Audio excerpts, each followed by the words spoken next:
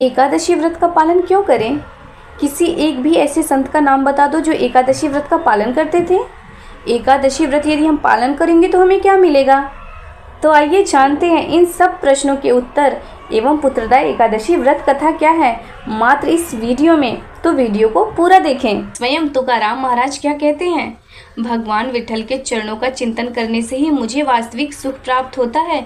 मुझे ना कोई मिष्ठान की आवश्यकता है ना स्वर्ण की। जो लोग एकादशी व्रत का नियमित आचरण करते हैं, जिनके घर के सामने तुलसी विराजमान है, जो अपने कंठ में तुलसी माला धारण करते हैं, ऐसे विष्णु भक्तों का उच्छिष्ट अर्थात उनका जूठा सेवन करना मेरे लिए दीपावली तथा दशहरा जैसे त्योहारों के दिन मिष्ठान सेवन के समान है। एकादशी केवल एक व्रत नहीं है, अपितु वैकुंठ धाम जाने का राजमार्ग है। एकादशी व्रत कथा सुनने मात्र से आपको राजसूय यज्ञ के समान एवं अश्वमेध यज्ञ के समान पुण्य प्राप्त होता है। इसलिए इस कथा को पूरा एवं ध्यान पूर्वक श्रवण करें और अपने मित्रों के साथ अवश्य शेयर करें और अधिक से अधिक पुण्य प्राप्त करें। भविष्य उत्तर पुराण में भगवान श्री कृष्ण और युधिष्ठिर के सम्मान में पुत्रदा एकादशी के महात्म्य का वर्णन मिलता है। युधिष्ठिर महाराज ने कहा, हे भगवान, आपने पौष मास के कृष्ण पक्ष में आने वाली सफला एकादशी का अत्यंत सुंदर वर्णन किया है। कृपया आप पौष मास के शुक्ल पक्ष में आने वाली एकादशी का भी वर्णन करें। जय स्वामीनारायण। दास ना दास। हरे कृष्णा। जय माता दी। तो आइए श्रवण करते हैं पुत्रदा एकादशी व्रत कथा। भगवान कृष्ण ने उत्तर दिया, पुण्यशील राजा, जन के कल्याण हेतु मैं इस पौष शुक्ल एकादशी का वर्णन करूंगा। व्यक्ति को अन्य एकादशियों की भांति इस एकादशी का पालन भी पूर्ण सामर्थ्य तथा नियमों के अनुसार करना चाहिए।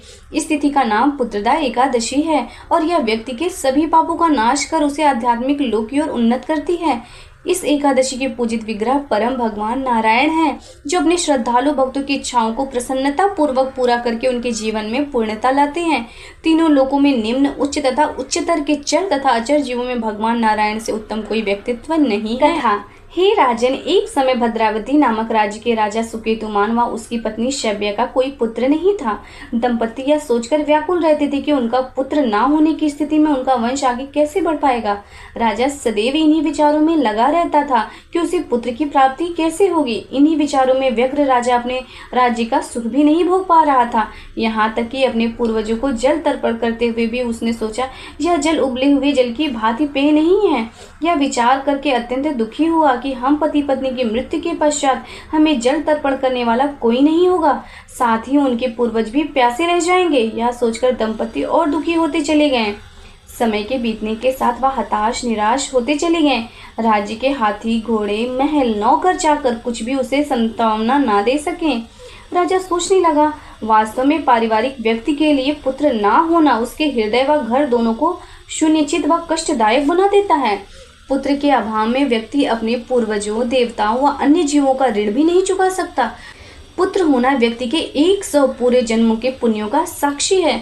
इस जीवन में पुत्र पौत्र होना सिद्ध करता है कि व्यक्ति ने पूर्व जन्मों में परम पुरुषोत्तम भगवान श्री कृष्ण की आराधना की। पुत्र संपत्ति, तीक्ष्ण बुद्धि मात्र परम भगवान श्री कृष्ण की आराधना करके ही प्राप्त की जा सकती है। इन्हीं विचारों से व्याकुल होकर राजा ने आत्महत्या करने का विचार किया, परंतु उसको अनुभव था कि आत्मघाती व्यक्ति को नारकीय लोकों में जन्म लेना पड़ता है। यह सोचकर उसने आत्महत्या का विचार अपने मन से निकाल दिया। व्यग्रतावश वह अपने घोड़े पर बैठकर बिना किसी को कुछ बताए घने जंगलों में निकल गया। वह वन हिरणों, बाघ, जंगली सूअर, सिंह, बंदर, सांप, विशालकाय हाथी, हथनी व उनके बच्चों, फल फूलों से लदे वृक्षों से भरा हुआ था। इन सबको देखकर राजा और अधिक व्याकुल होकर भटकने लगा। एकाएक राजा ने किसी लोमड़ी के चिल्लाने की आवाज सुनी। मध्याह्न हो गया था और राजा को भूख प्यास भी लगी थी। राजा ने सोचा, निश्चित ही मैंने कोई घोर पाप किया है जो इस प्रकार कष्ट पाने के लिए बाध्य हूँ। मेरा कंठ प्यास के मारे सूखा जा रहा है, वह भूख के मारे उदर में मेरे जलन हो रही है। वह योग्य ब्राह्मणों को अनेक भेद, मिष्ठान व दान दिए हैं।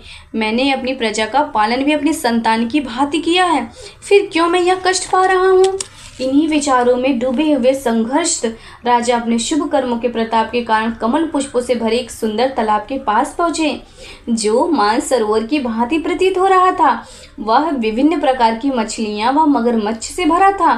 सूर्य के प्रकाश में कमल पुष्पों से भरे हुए उस तालाब में तैरते सारस, हंस तथा बत के अति प्रसन्न दिख रही थी। निकट ही इच्छा पूर्ति करने वाले साधुओं के आश्रम थे। राजा की दाहिनी भुजा व आंख फड़कने लगी और किसी शुभ लक्षण का संकेत देने लगी। जैसे ही राजा घोड़े से उतरा, उसने देखा कि सभी साधु संत जपमाला पर भगवान के नामों का उच्चारण कर रहे थे।